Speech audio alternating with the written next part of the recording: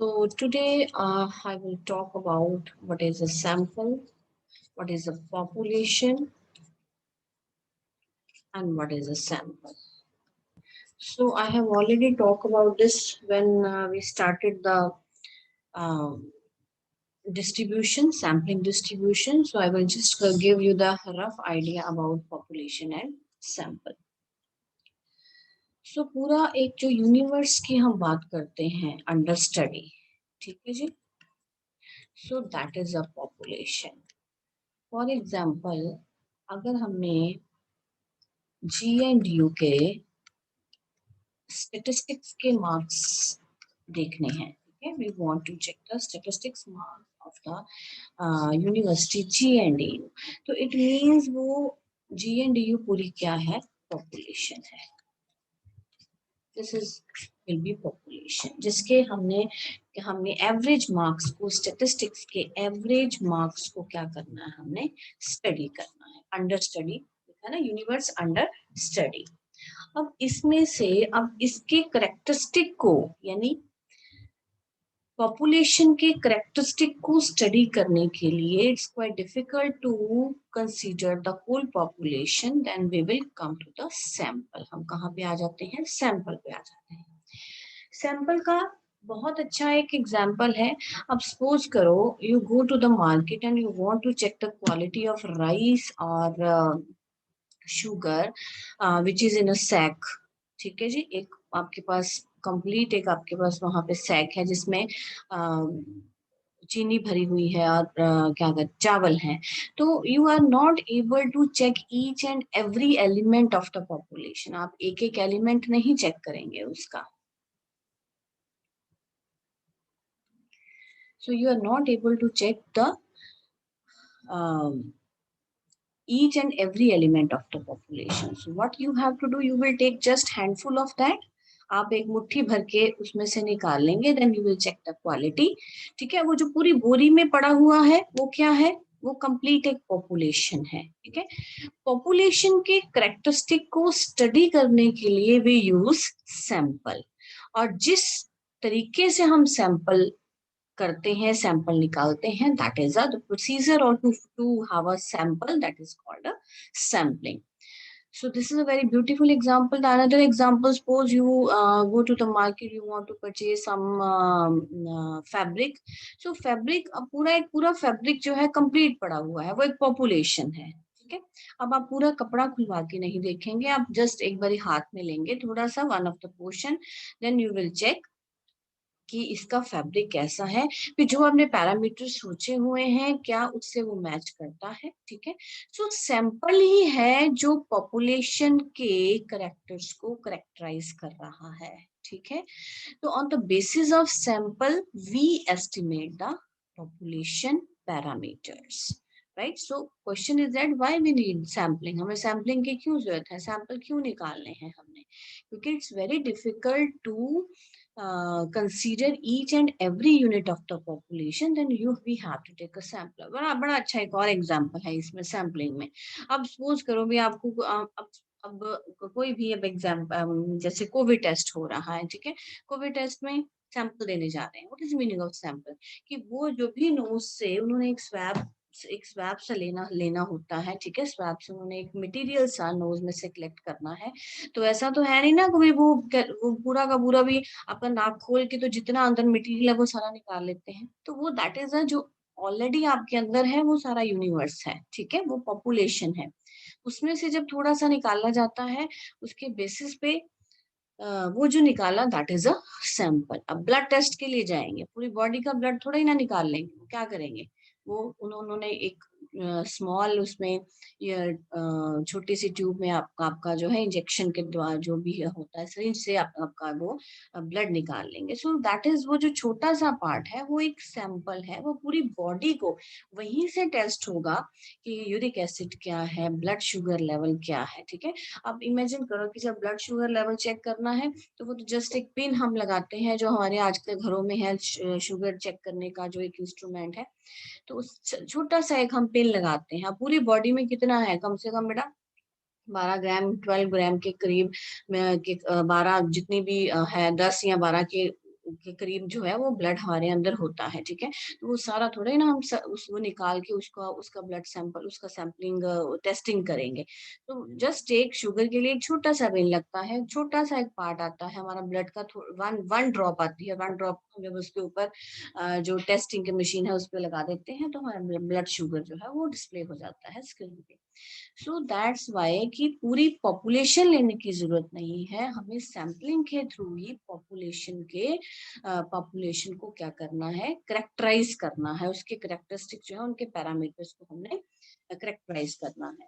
सो जब हमने ब्लड ले लिया, आपकी ब्लड शुगर आ गई, इस मीन सारी बॉडी में जितना जहां से भी आप ब्लड लेंगे जो पूरा आपका ब्लड शुगर लेवल है वो इतना है, right. So another beautiful example is, सबसे ज्यादा सैम्पलिंग सबसे ज्यादा जो है वो किचन में बहुत यूज होता है इसका। अब सपोज करो हमने सब्जी बनाई है, यू वांट टू चेक कि whether the salt is okay और नॉट। हम सारी सब्जी खा के नहीं देखेंगे, you will just take a spoon, right, and then you will taste it, then you will check whether it's according to the जो भी आपने बनाया है उसके अकॉर्डिंग है कि नहीं है। So that is the concept of a sample. So this is a subset of a, you can say that this is a subset of a population, ठीक है जी, and used to characterize the population.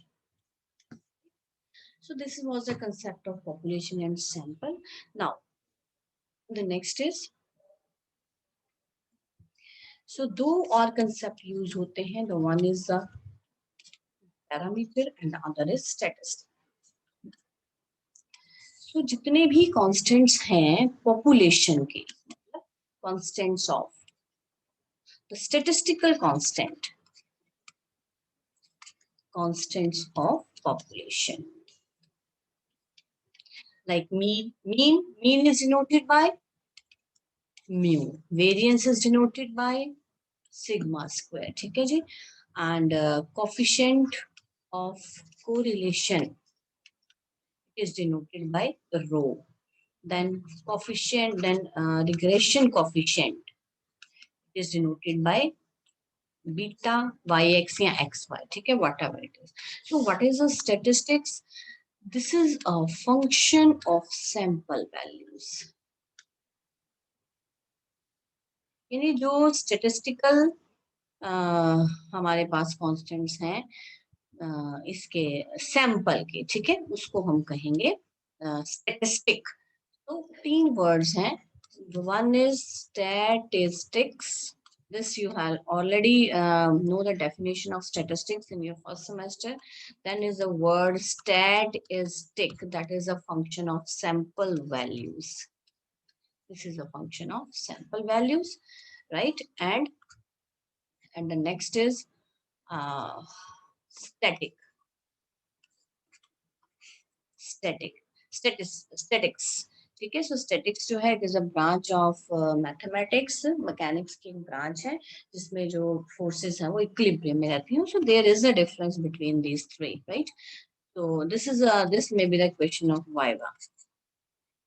So now this is a function of sample values and it includes x bar. X bar is, suppose you will take a sample x1, x2, so on up to xn, ठीक है जी, of n values from a population, then what will be its mean? This is x1 plus x2, so on up to xn divided by n.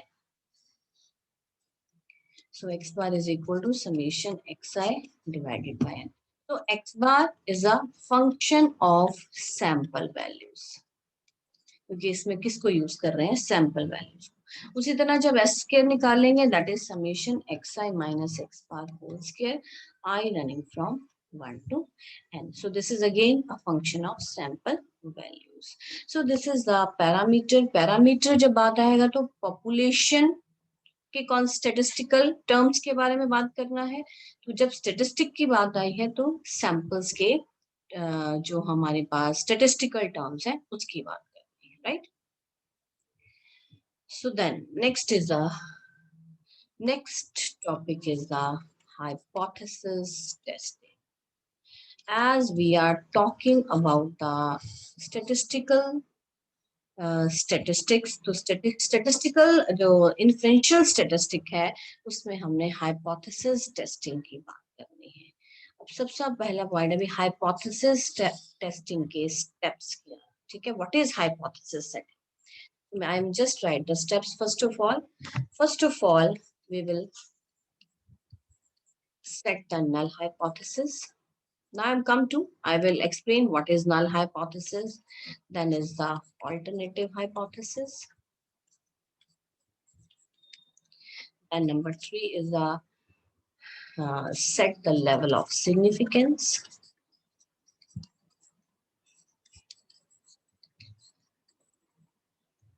then number 4 test statistic. But it will vary. When we will do the normal test, it will be Z test, right? When we will do the T test, then it will be T statistic. When we will do the F test, then it will be the F statistic. So ये one by one हम इनको discuss करेंगे. So the formula will vary. So number 5 is the conclusion. So suppose we are talking about the, सबसे पहले हमने large sample test के बारे में बात करना है, large sample test. So यहाँ पे टेस्ट स्टेटिस्टिक्स की वैल्यू अगर हम लेते हैं तो वो क्या आनी चाहिए, Z. सो कंक्लूजन में हम इस Z को एक टेबल वैल्यू हमें दी होगी उसके साथ कंपेयर करेंगे. We will compare the table value of Z with the calculated value of Z. ठीक है, इसमें कंपैरिजन आप लिख सकते हैं यहाँ पे, comparison of calculated value of Z and tabulated value.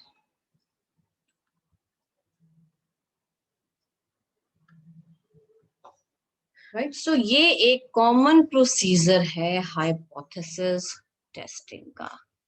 Now the question is that what is hypothesis testing?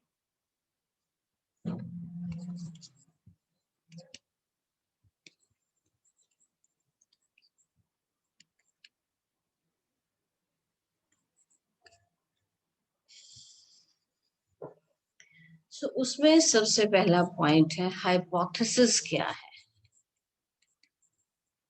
Hypothesis होता है a statement, simple.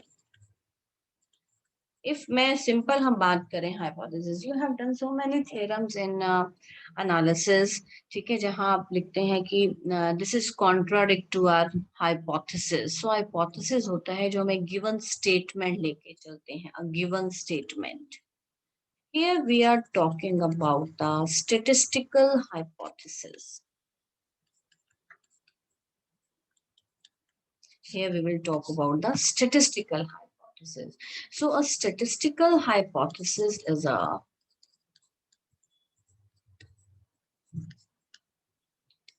a statement about population parameter.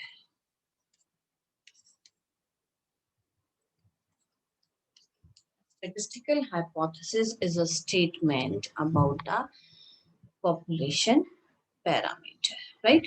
That is, for example, इसमें अब दो तरह के hypothesis. Population parameter के बारे में हमने स्टेटमेंट देनी है. अभी आपको बताया पॉपुलेशन पैरामीटर म्यू, मैंने हाइपोथेसिस सेट किया म्यू 7 है, म्यू इज इक्वल टू 7, या मैंने सेट किया म्यू इज 56, या मैंने सिग्मा स्क्वायर सेट किया 70, सिग्मा स्क्वायर सेट किया 0.54, then sigma, only sigma, then sigma is equal to 0.65. So this is the statement about the population parameter. Statistic इसमें sample के बारे में नहीं लेते हम, population के बारे में लेते हैं. So statistical hypothesis में दो तरह के hypothesis हैं.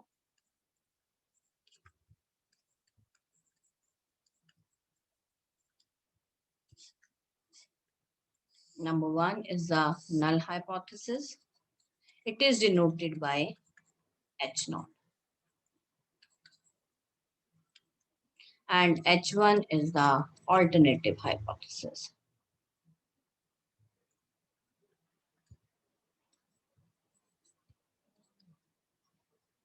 Right? Null hypothesis. Null hypothesis, this is a statement of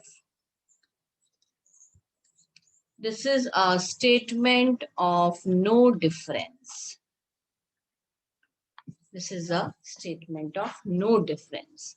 This is a statement of existence of difference. This is a statement regarding difference. मैं short में लिख देती हूँ regarding difference, right?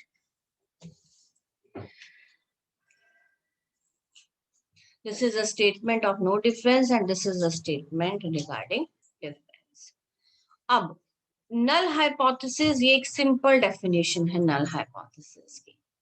So null hypothesis is that hypothesis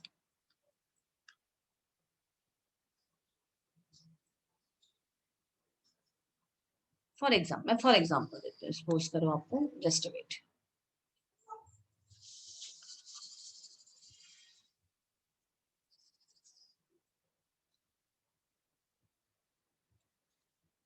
for example हमने check करना है, अब हमारा क्या चल रहा है, हाइपोथेसिस टेस्टिंग चल रही है, टेस्ट कर रहे हो आप. टेस्ट का मतलब क्या है कि ये है कि नहीं है. ठीक है जी.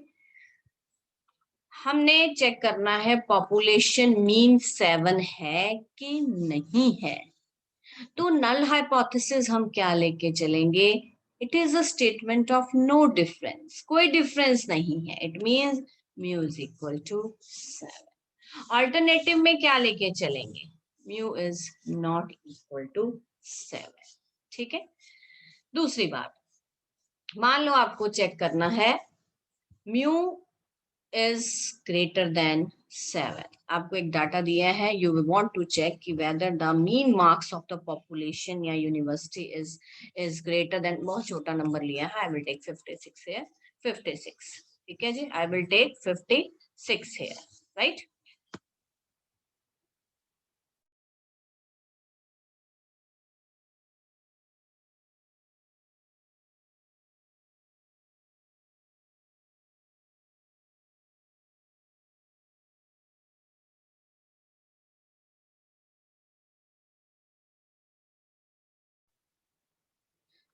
So we want to check कि whether the mean is greater than 56. लेकिन फिर भी हम यहाँ पे H0 क्या लेके चलेंगे, it is a statement of no difference.